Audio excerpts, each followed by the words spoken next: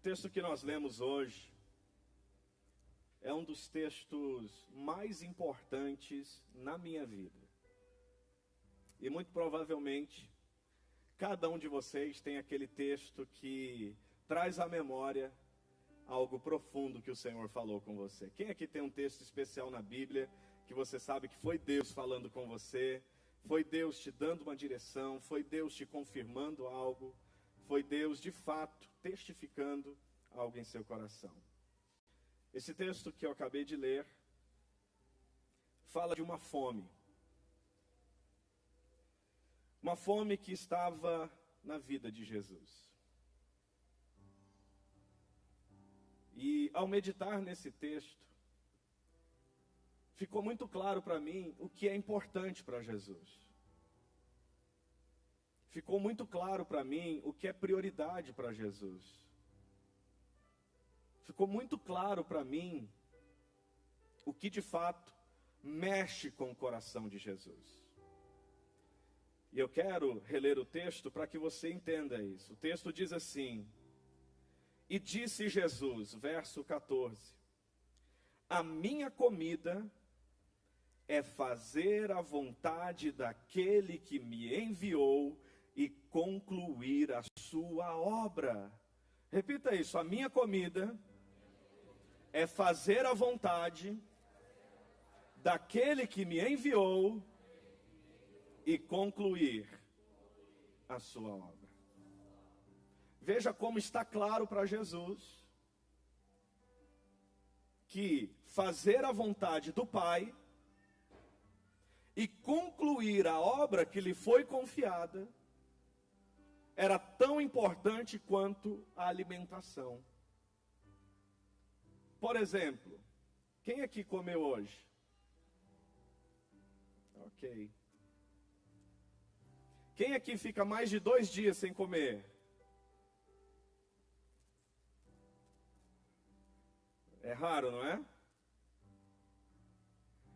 O que Jesus está deixando muito claro aqui, quando ele diz, a minha comida é fazer a vontade de quem me enviou, a minha comida é completar a obra de quem me enviou, fica claro que todos os dias tem algo que faz parte da agenda de Jesus. Todos os dias tem algo que é tão importante quanto comer.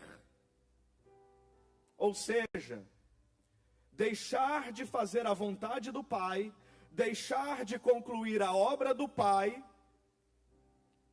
é como começar a morrer.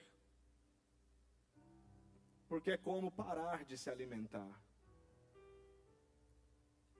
Se você entregou a sua vida a Jesus, você precisa entender que a partir de agora, Ele tem uma vontade para você.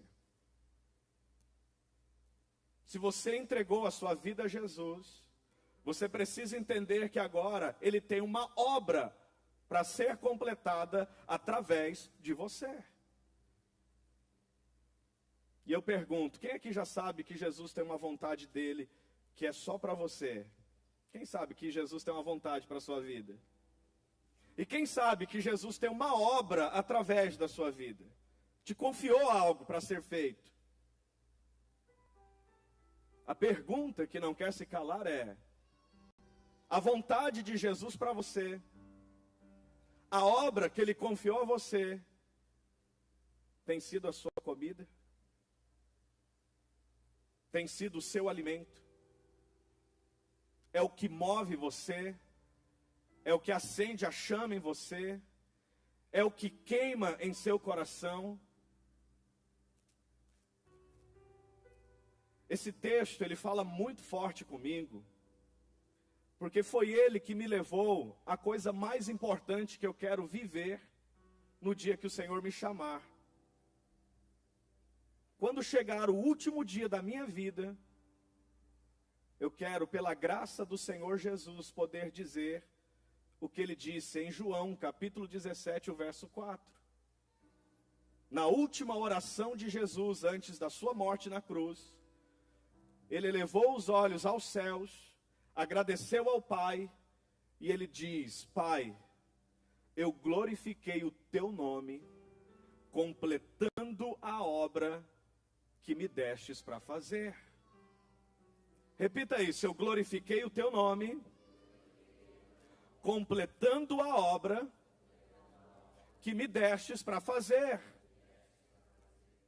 Então veja bem, quando Jesus chega no último dia de vida dele nessa terra, ele fez o que o Pai esperava. Ele completou o que o Pai esperava. E por que ele completou? Porque fazer a vontade de Deus, fazer a vontade do Pai e concluir a sua obra era a sua comida. Era o que movia ele todos os dias. Era o grande porquê de seus dias. Ele diz: a minha comida é fazer a vontade daquele que me enviou e concluir a sua obra. Vocês não dizem, daqui a 4 meses haverá colheita? Eu lhes digo, abram os olhos e vejam os campos. Eles estão maduros para colheita.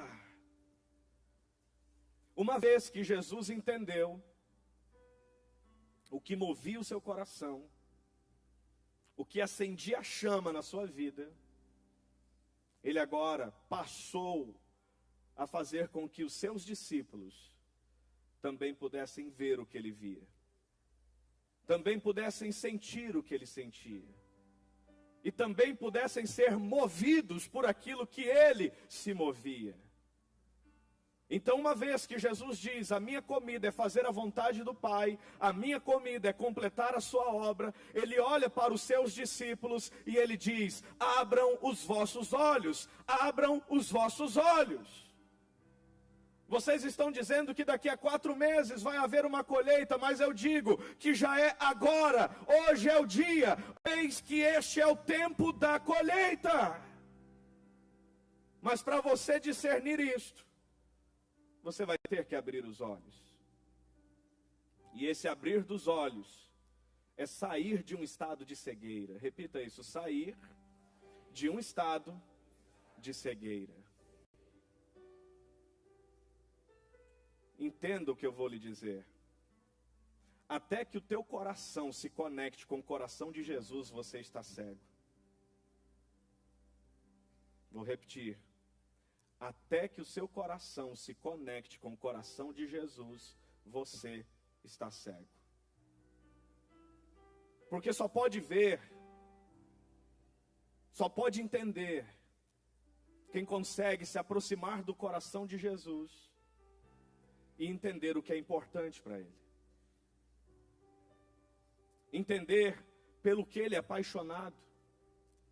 Entender o que de fato ele ama. Entender o que de fato ele espera. Hoje lá no batismo, eu citei o Evangelho de João, capítulo 14, o verso 21, onde Jesus diz, se me amardes, vocês vão guardar os meus mandamentos, vocês vão fazer aquilo que eu pedi para vocês. E eu pergunto para você, o que já está claro de Jesus para a sua vida? Como você tem reagido? Quem aqui já falou que ama Jesus? Quem aqui já cantou declarando que ama Jesus? Se eu te disser que isso não vale nada, se não for acompanhado das suas obras, se não for acompanhado das suas atitudes, se não for acompanhado daquilo que de fato você está fazendo como expressão do amor que você tem a Cristo, como expressão da paixão que você tem por Cristo, como expressão do compromisso que você tem com o reino, como expressão daquilo que de fato queima no teu coração em relação ao coração de Jesus.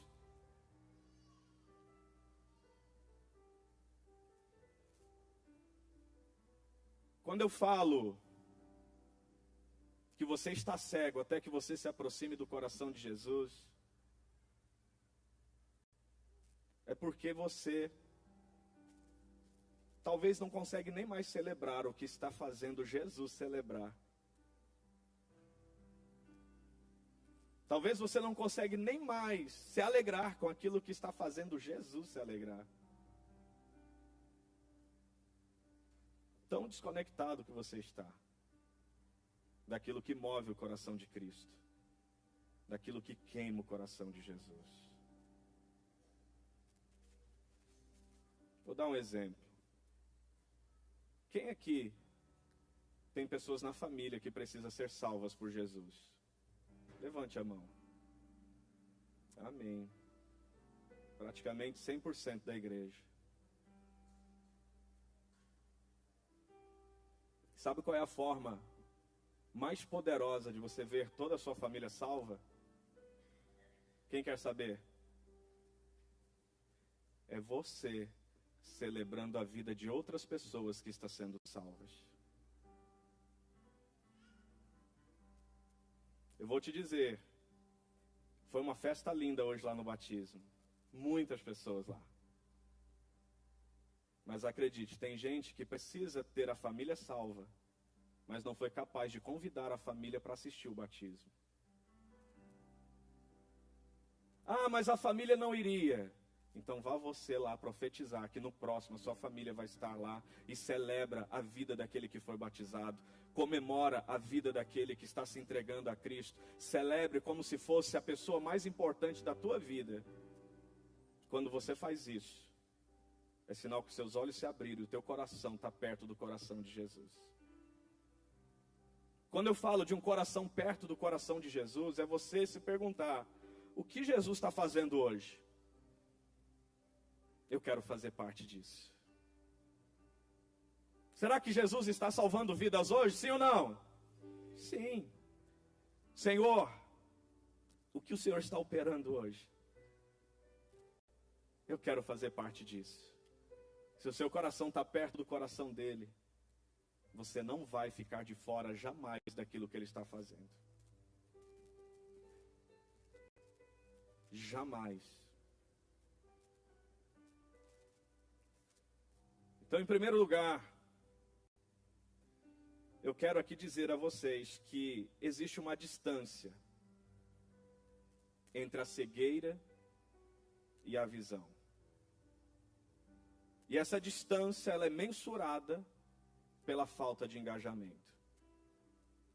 Repita isso, a distância entre a cegueira e a visão é mensurada pela falta de engajamento. Você sabe o quanto está cego pelo quanto que você não se engaja nas coisas de Deus. Você sabe o quanto você está enxergando pelo quanto você é comprometido e engajado nas coisas de Deus.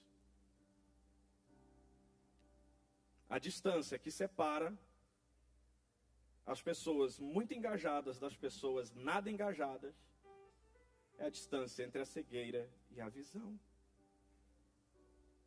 E é por isso que, mais do que pedir para os discípulos cumprirem com o trabalho em relação à colheita que tinha que ser feita, Jesus disse primeiro, abram os vossos olhos. Só fica de fora do que Deus está fazendo quem ainda não abriu os seus olhos. Mas pastor, por que que isso é importante? Eu já entreguei minha vida para Jesus, meu nome já está escrito no livro da vida, eu sou membro da igreja, eu vou no culto a cada 15 dias, eu entrego o meu dízimo, não está tudo bem assim? Está tudo errado. Está tudo errado. Você só trocou de religião. Uma vez que você entregou a vida para Jesus, todos os dias, você é um canal de Cristo para conectar alguém a Ele. Todos os dias você é luz, todos os dias você é sal, e todos os dias você precisa estar disponível a Cristo e dizendo, Senhor, o que o Senhor está fazendo hoje? Pai, o que o Senhor está operando hoje? Pai, o que o Senhor quer fazer hoje? Conta comigo, usa-me, Senhor, nisto. Não me deixa de fora. Me escala nesse projeto, me escala nesse trabalho, me escala. Eu quero fazer parte disso. E por que isso é importante, gente? Escute com muito carinho o que eu vou lhe dizer.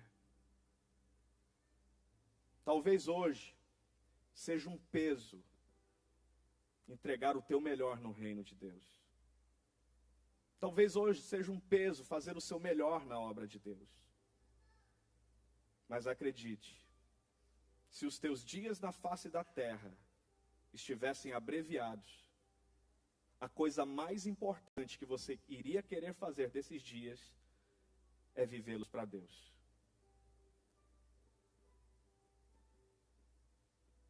E eu falo isso de experiência, de quem acompanhou muitos leitos em UTI e ouviu muitos pedidos de pessoas que, se pudessem sair de lá, fariam muita coisa diferente. Eu tive a oportunidade de orar por muitas pessoas no hospital oncológico aqui de Floripa. E o que eu mais escutava das pessoas era: pastor, se eu sair daqui, eu já falei para Jesus, eu vou trabalhar na obra, eu vou fazer a obra, eu vou aceitar o meu chamado. Eu já falei com Jesus que se Ele me curar, a minha vida vai ser para servir a Ele. Pouquíssimas conseguiram sair. E a pergunta que eu faço a você é: você precisa esperar descobrir que está morrendo para querer ofertar a sua vida a Cristo e fazer a vontade dEle e concluir a sua obra? O que precisa acontecer para você acordar e entender que os dias foram sim abreviados, que Jesus está voltando e que aqueles com quem Ele conta, Ele de fato tem confiado uma obra? E qual é a obra que Jesus nos confiou? Ide, pregai o evangelho a toda criatura. Quem crer e for batizado será salvo. Quem não crer será condenado.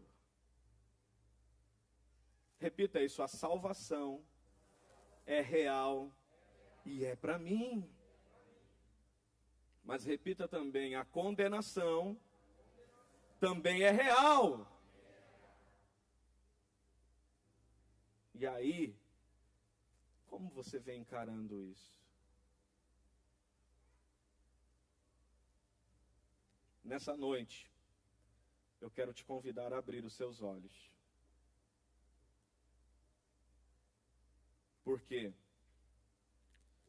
em segundo lugar, quem recebe a graça de ver, recebe a missão de cumprir, de completar a obra que lhe foi confiada. Repita isso: quando eu vejo, eu serei incompreendido por muitos cegos. Se tem uma coisa que vai acontecer quando você começar a ver, é que você vai dar o seu melhor no reino de Deus. Você vai estar comprometido com a obra de Deus. Você vai estar engajado com a obra de Deus. Você não vai ter tempo ruim para fazer a obra de Deus. Não vai ter dorzinha de cabeça que vai tirar você do culto. Não vai ter febrezinha que vai tirar você daquilo que você está comprometido com Cristo. Você vai orar e você vai melhorar e você vai fazer o que precisa ser feito. Só que quando você começar a entregar a sua excelência a Cristo, quando você começar a entregar aquilo que é o teu melhor para Cristo, isso vai incomodar muita gente. Quem está cego sente dor quando vê alguém dando o seu máximo. Sente dor quando vê alguém dando o seu melhor. Ai, não precisa de tudo isso não. Virou fanático agora? Quem já ouviu isso? Vai virar fanático agora? Ei, se você recebeu a visão, se você tem essa graça, essa misericórdia de Jesus para ver, você não consegue mais viver sem servir. Quem recebe a graça de ver, recebe a missão de servir e vai completar a obra que lhe foi confiada. Agora você não está mais fazendo algo por pessoas ou por homens. O que você está fazendo agora é para Cristo. E tudo que mais importa para você é chegar no último dia da sua vida e poder dizer: Jesus, eu completei a obra que me destes para fazer. Eu glorifiquei o teu nome, fazendo o que esperavas de mim, Senhor. Obrigado por ter me chamado, Senhor. Eu fui fiel até aqui naquilo que me confiaste. Meu irmão, não tem nada mais que vai importar para você no último dia da sua vida, a não ser a certeza, a clareza, a convicção que você completou a obra que Jesus te confiou. Então eu quero dizer a você: quebra com essa cultura de só querer receber na obra de Deus, de só querer se entreter na obra de Deus. E entenda que quanto mais se aproxima a volta de Cristo, mais Ele te chama à santificação. E quanto mais Ele te chama à santificação, mais Ele te chama a ser com Ele um co-criador de uma nova realidade neste mundo. Pregando o Evangelho, anunciando o Evangelho. E hoje, entenda isso com todo o carinho e amor que eu falo com você. Ou você é movido por uma visão, ou você é paralisado por uma cegueira. E hoje, se você está paralisado, é algo que você não está vendo. É algo que você não está enxergando. Porque acredite, nas palavras de Jesus, abre a sua Bíblia, por favor, Lucas capítulo 10.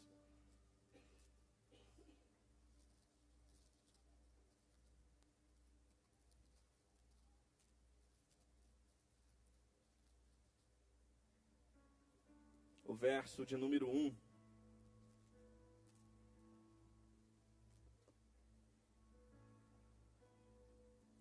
Diz assim: depois disso, o Senhor designou outros 72 e os enviou 2 a 2 adiante dele, a todas as cidades e lugares para onde ele estava prestes a ir.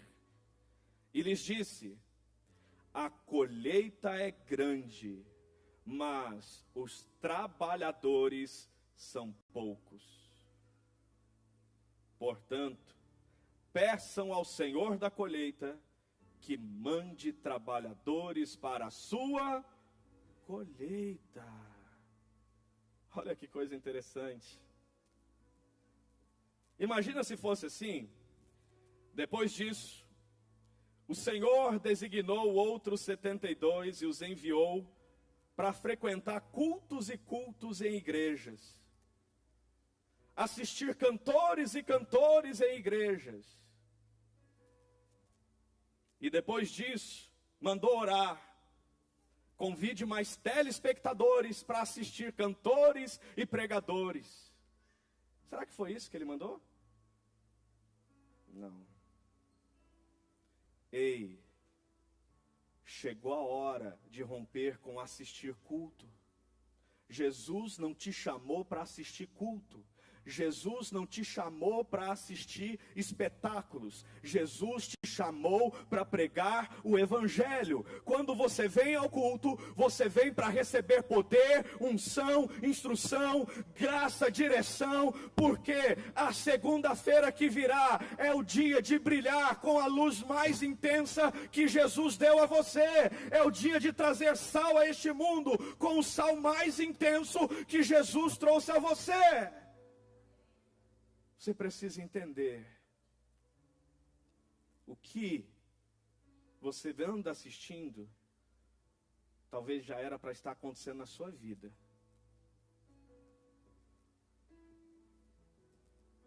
Eu gosto de assistir tal coisa. Legal, é sinal que você se identifica com isso.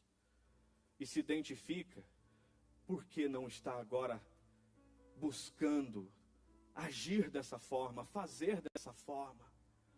Eu gosto tanto de ouvir aquele pregador, então começa a pregar. Eu gosto tanto de ouvir aquele cantor, então começa a cantar. Eu gosto tanto de ver aquele músico, então começa a tocar. Pelo amor de Deus, entenda que você também foi chamado. Entenda que há uma obra que Jesus confiou a você. E Ele tem uma vontade para a sua vida. Uma vontade que não se resume em frequentar culto. Uma vontade que se expressa dia após dia, aonde você coloca as plantas dos pés. Repita isso: quem recebeu a visão, onde coloca os pés, é um campo missionário. Quem aqui trabalha? Você sabia que lá é um campo missionário? Quem aqui tem empresa, tem negócios? Você sabia que a sua empresa é uma agência de Deus para ganhar almas para Jesus?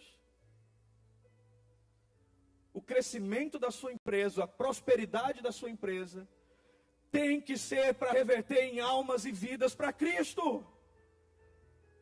Você precisa entender que uma vez que você entregou a vida para Jesus, não existe mais diferença do que é secular e do que não é secular. Tudo na sua vida é espiritual. Você não é de Jesus só no culto, você é de Jesus lá na faculdade, você é de Jesus na escola, você é de Jesus no seu trabalho, você é de Jesus na sua empresa. Você existe para a glória de Deus. Repita isso: a minha comida é fazer a vontade daquele que me enviou e concluir a sua obra. Se é comida, é prioridade. Se é alimento, é prioridade. E nessa noite, eu quero convidar você a não ficar paralisado por uma cegueira, mas deixar a sua vida ser movida por uma visão. Olha qual é a visão de Jesus. O mesmo capítulo 10, o verso 3, ele diz assim: vão, eu os estou enviando como cordeiros entre lobos. Não levem bolsa, nem saco de viagem, nem sandálias. E não saúdem ninguém pelo caminho. Quando entrarem numa casa, digam primeiro: paz a esta casa. Se houver ali um homem de paz, a paz de vocês repousará sobre ele. Se não, ela voltará para vocês.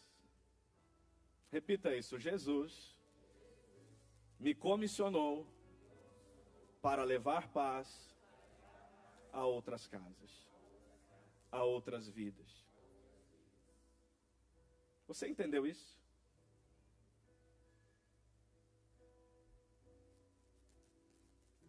Verso 17.